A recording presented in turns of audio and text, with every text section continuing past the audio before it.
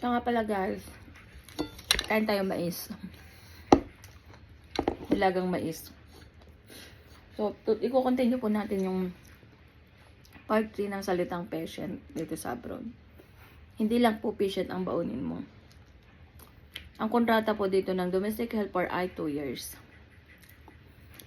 Kung magbabalak ka mag-abroad, siguraduhin mo na maka-finish contract ka. Huwag mong idahilan na terminate kesyo-kesyo. Hindi po yun. Tayong gumagawa ng reason kung bakit tayo nati-terminate. Ganito guys. Nag-abroad ka ba dahil gusto mo lang sumakay ng aeroplano? Maybe? Yes. No. Huwag mong gawin tulay ang pag-abroad mo dahil lang gusto mong makaranas ng salitang aeroplano. Ang mga sumasakay sa aeroplano ay yung mga talagang matitibay ang loob na mag-abroad. Yung may pangarap sila sa buhay. Huwag mo nang i-try sumakay ng aeroplano kung wala kang tiyaga.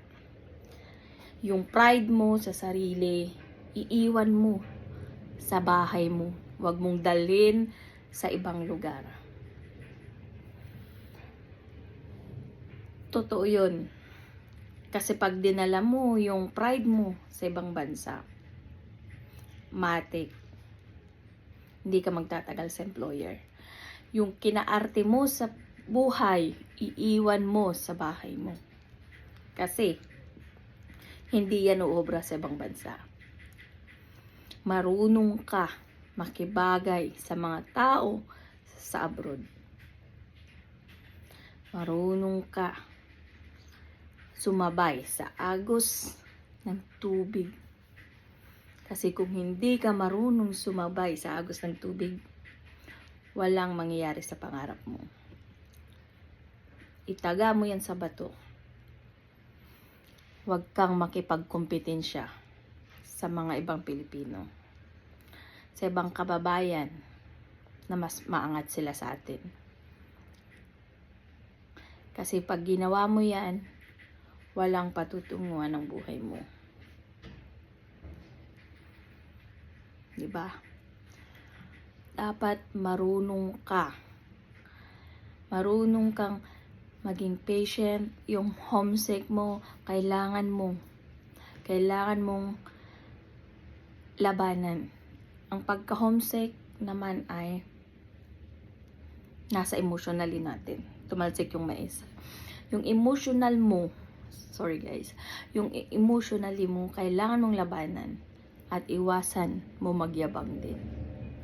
Yang tatlo na yan ang kalaban mo. Patient, baunin mo yan. Homesick. Homesick. Mamaya tayo topic doon kayo talaga. Kayo mamaya na yun. Dito muna tayo sa homesick tayo. Homesick. O, diba? Pag nag-owa ka, alam mo naman yun eh. Kaya, natatawa naman ako sa sarili ko pag pinagsasabihan ko mga aplikante ko ganun. So, muna tayo sa topic na to. Kailangan mong paunin yun. Patient. Yung homesick mo, kailangan mong labanan. Pagyayabang mo sa buhay, na napakaarte mo, iiwan mo sa bahay mo.